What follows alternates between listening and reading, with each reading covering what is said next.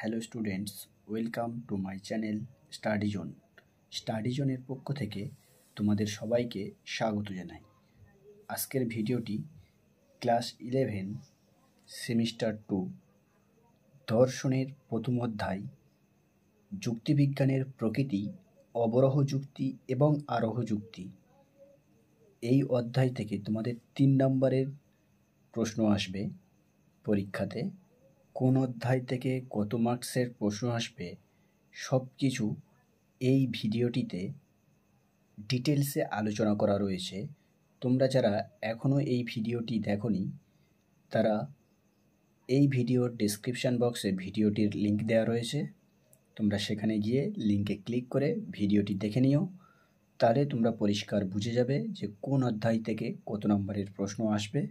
এবং এই ভিডিওটিতে প্রথম অধ্যায়ের গুরুত্বপূর্ণ প্রশ্নগুলি নিয়ে আলোচনা করা হয়েছে, তো ভিডিওটি দেখতে থাকো। দেখো, যুক্তির স্বরূপ বা প্রকৃতি লেখো। যুক্তির যে কোনো 3টি স্বরূপ বা প্রকৃতি সম্পর্কে লেখো। এরকমভাবে আসতে পারে বা এইরকমভাবে আসতে পারে। এবার দেখো উত্তরটা কিভাবে লিখতে হবে। যুক্তির স্বরূপ বা প্রকৃতির উল্লেখযোগ্য বিষয়গুলি হলো, প্রথম পয়েন্ট, জ্ঞান লাভের প্রক্রিয়া। যুক্তি বা অনুমান হলো জ্ঞান লাভের একটি প্রক্রিয়া। এই প্রক্রিয়াতে সঠিক নিয়ম মেনে যদি কোনো যুক্তি বা অনুমান মেনে গঠন করা হয় তাহলে তা থেকে যথার্থ জ্ঞান পাওয়া যায়, কিন্তু নিয়মগুলি না মানলে যুক্তি বা অনুমানটি ভ্রান্ত হয়ে যায়। দ্বিতীয় পয়েন্ট, যুক্তিবাক্য বা সিদ্ধান্ত। যুক্তিবাক্যে কমপক্ষে 2টি অথবা তার বেশি বাক্য বা বচন থাকে।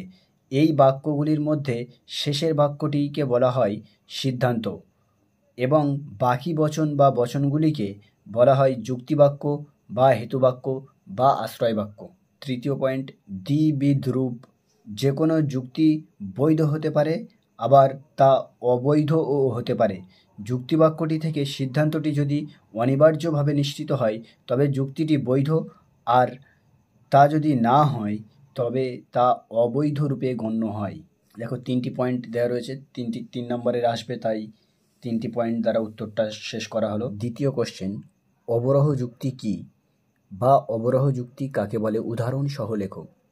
দেখো, এই অধ্যায়ের মোস্ট ইম্পর্টেন্ট 2টি কোশ্চেনের মধ্যে এটি একটি, এবং আরও একটি কোশ্চেন, আরোহ যুক্তি কাকে বলে, উদাহরণ সহ লেখো।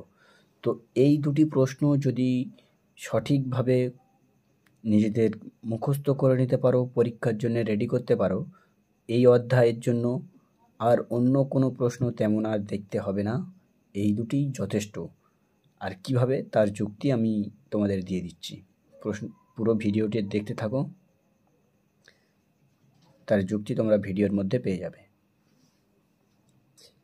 দেখো, যে যুক্তিতে এক বা একাধিক যুক্তিবাক্য থেকে সিদ্ধান্তটি অনিবার্যভাবে নিশ্চিত হয়, অর্থাৎ যুক্তিবাক্যগুলি সত্য হলে সিদ্ধান্তটি কখনোই মিথ্যা হতে পারে না এবং সিদ্ধান্তটি কখনোই যুক্তিবাক্য অপেক্ষা ব্যাপকতর নয়। উদাহরণ, সকল মানুষ হয় সামাজিক জীব। রহিম একজন মানুষ, রহিম হয় সামাজিক জীব। এখানে একটা জিনিস খেয়াল করো, সংজ্ঞাটির উপরে ভিত্তি করে উদাহরণটি করা হয়েছে। দেখো, এখানে বলেছে সিদ্ধান্তটি কখনোই যুক্তিবাক্য অপেক্ষা ব্যাপকতর নয়।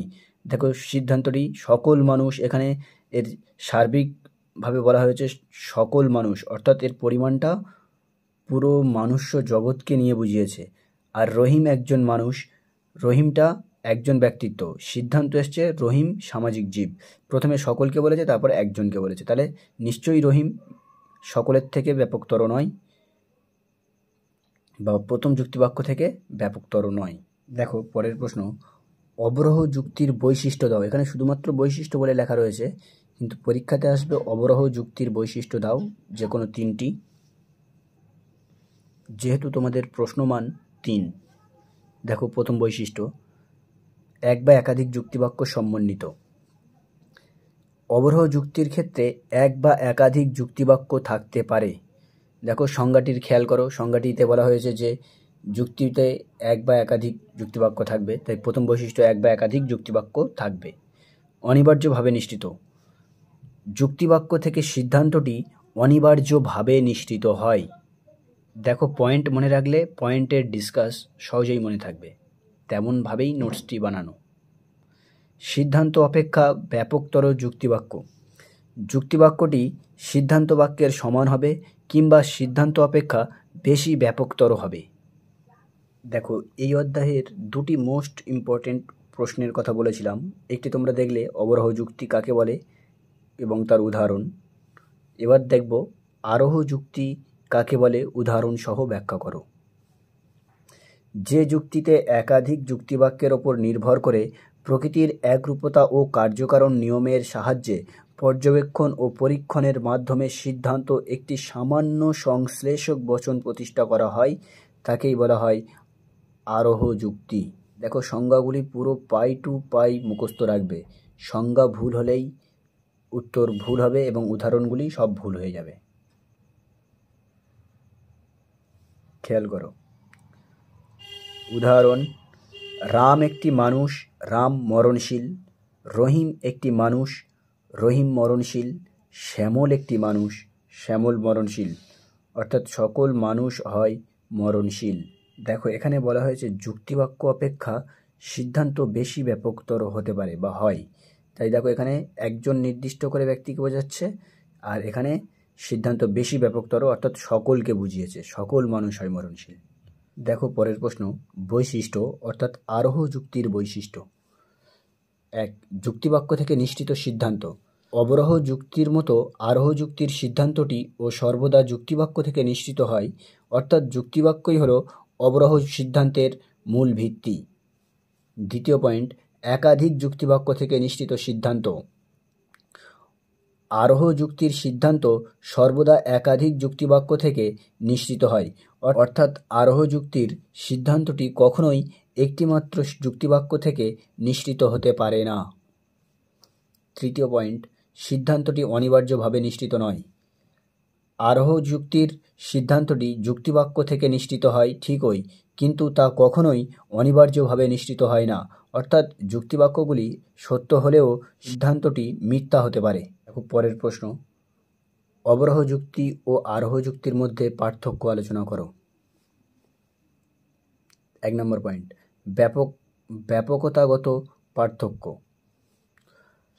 অবরোহ যুক্তির ক্ষেত্রে প্রতিষ্ঠিত সিদ্ধান্তটির ব্যাপকতা যুক্তিবাক্যের ব্যাপকতার চেয়ে কম হবে অথবা তার সমান হবে। আরোহ যুক্তির ক্ষেত্রে দেখা যায় যে প্রতিষ্ঠিত সিদ্ধান্তটির ব্যাপকতা সবসময় যুক্তিবাক্যের ব্যাপকতাকে অতিক্রম করে যায়, সিদ্ধান্ত প্রতিষ্ঠিত হতে পারে। কিন্তু আরোহ যুক্তির ক্ষেত্রে সবসময় একাধিক যুক্তিবাক্যের উপর নির্ভর করেই প্রতিষ্ঠিত হয়। পরের পয়েন্ট, যুক্তিবাক্য ও সিদ্ধান্তের মধ্যে সম্পর্কগত পার্থক্য।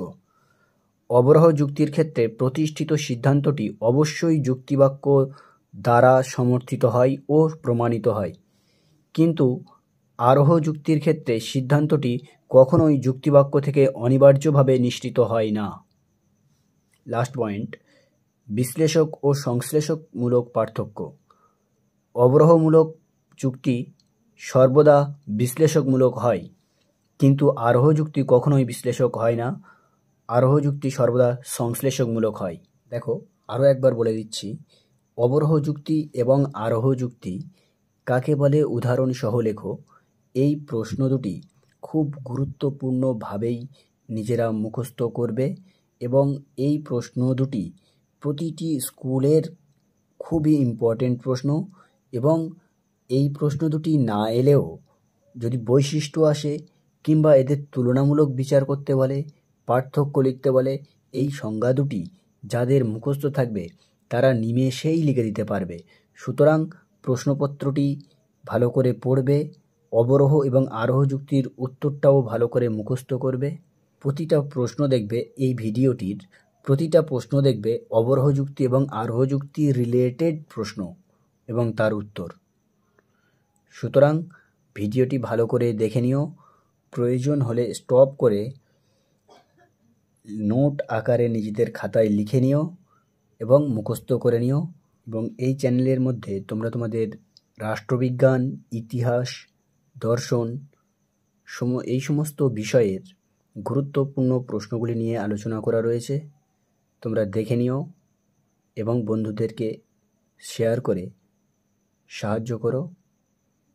প্রয়োজনীয় মনে হলে চ্যানেলটিকে সাবস্ক্রাইব করে পাশে থেকো, যাতে গুরুত্বপূর্ণ প্রশ্নগুলি সবার আগে তোমাদের কাছে পৌঁছে দিতে পারি। ভিডিওটি পরিপূর্ণ দেখার জন্য ধন্যবাদ।